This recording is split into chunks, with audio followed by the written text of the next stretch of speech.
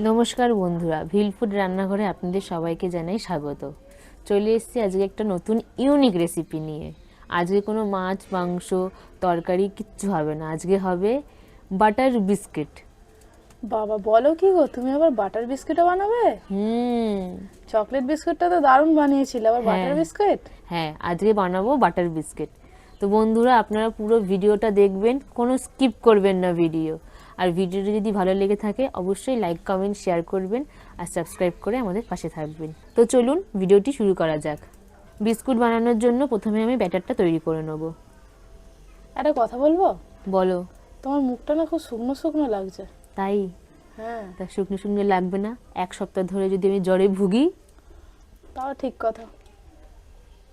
চলো চলো শুরু করি। হ্যাঁ, করো।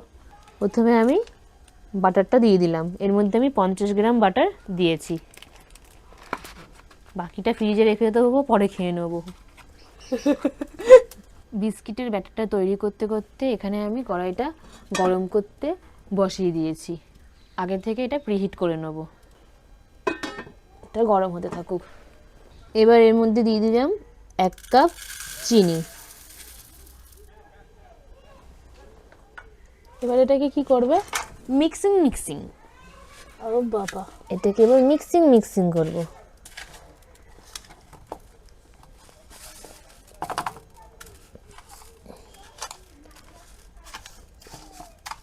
আপনারা কিন্তু এর মধ্যে চিনির গুঁড়ো অ্যাড করবেন, তাহলে খুব ভালো হয়, খুব সহজে মানে ব্যাটারটা তৈরি হয়ে যায়। আর গোটা চিনি নিলে দেখছেনই তো একটু টাইম লাগে।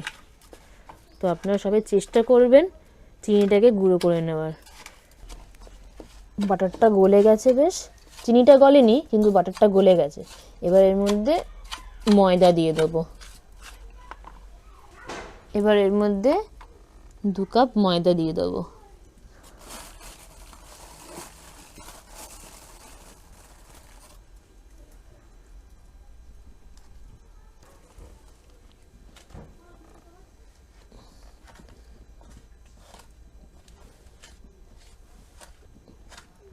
এটা হালকা হালকা দুধ দিয়ে মিক্স করতে হবে, অল্প অল্প করে দুধ দিয়ে দেবো আর মিক্স করব।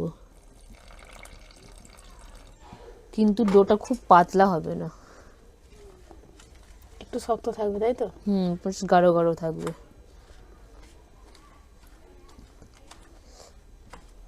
এর জন্য অল্প অল্প দুধ দিয়ে এটা মাখতে হবে।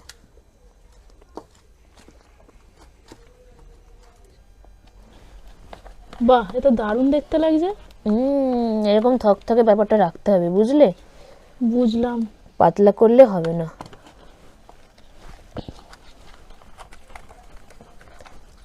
চিনিটা বেশ হাফ গলবে, হাফ মুখে পড়বে, হেভি লাগবে। তাই তো। আমার ব্যাটারটা হয়ে গেছে, বুঝলে? হয়ে গেল? ব্যাটারটা হয়ে গেছে। এবার বিস্কুটের শেপ দিয়ে একটা থালায় বসাবো। ও আচ্ছা। হুম এটা কি মাখাচ্ছ গো তুমি? এর মধ্যে একটু হালকা বাটার মাখিয়ে নিচ্ছি, বাটার। ও বাবা। কেন বলো তো? কেন? এই যে বাটারটা মাখিয়ে নিলাম, এবার এর উপরে একটা বাটার পেপার দিয়ে দেবো, তাহলে আচ্ছা, বিস্কুটগুলো তুলতে বেশ সুবিধা হবে আর লাগবে না। বুঝলাম। দেখো, বোঝাই যাচ্ছে না যে ওর মধ্যে পেপার দেওয়া আছে। এই যে এরকম করে হাতে করে বিস্কুটের মতন ছোটো ছোটো শেপ দিয়ে দেবো। এই গুঁড়োটা কি জন্য নিচ্ছ? তাহলে হাতে লাগবে না, বুঝেছো? বুঝলাম।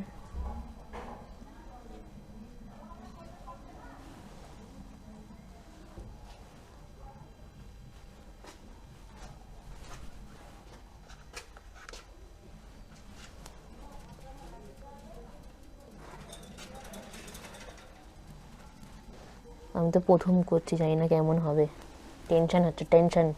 ভালোই হবে, আগের বার তো ভালোই হয়েছিল। দেখা যাক এবার কি হয়। এবার এটা তুলে নিচ্ছি। স্ট্যান্ডটা আগের থেকেই বসিয়ে রেখেছিলাম, তাহলে স্ট্যান্ডটা বসালে কি হয়তো ডিরেক্ট হিটটা লাগে না। এবার এটা বসিয়ে দেবো, দেখা যাক কি হয়। ঠাকুর ঠাকুর, এবার এটা 20 মিনিটের জন্য ঢেকে দেবো। 20 মিনিট হয়ে গেছে, এবার ঢাকনাটা খুলে দেখবো।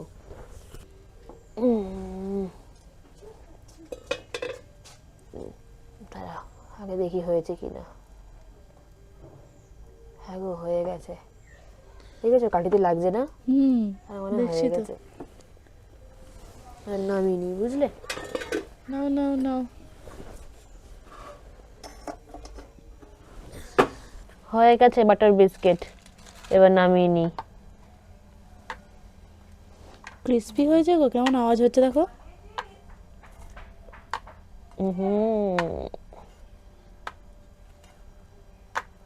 যত ঠান্ডা হবে আরো ক্রিস্পি হবে। এর উপরে আবার হালকা একটু বাটার লাগিয়ে দিচ্ছি যাতে না লেগে যায়।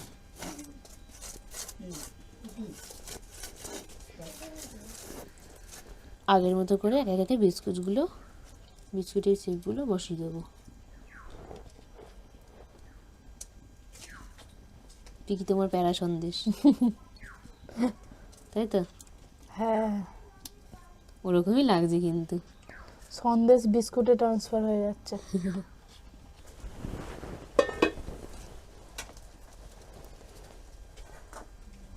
আবার এটা বসিয়ে দেবো 20 মিনিটের জন্য।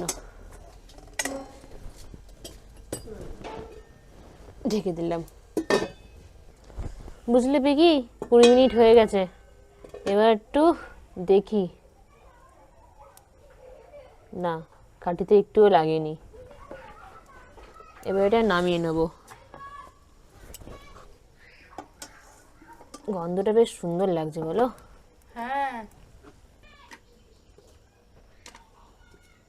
কি গরম রে। গরম গরম বিস্কুট। হ্যাঁ, যত ঠান্ডা হবে না তত ভালো হবে, তত টেস্ট বাড়বে।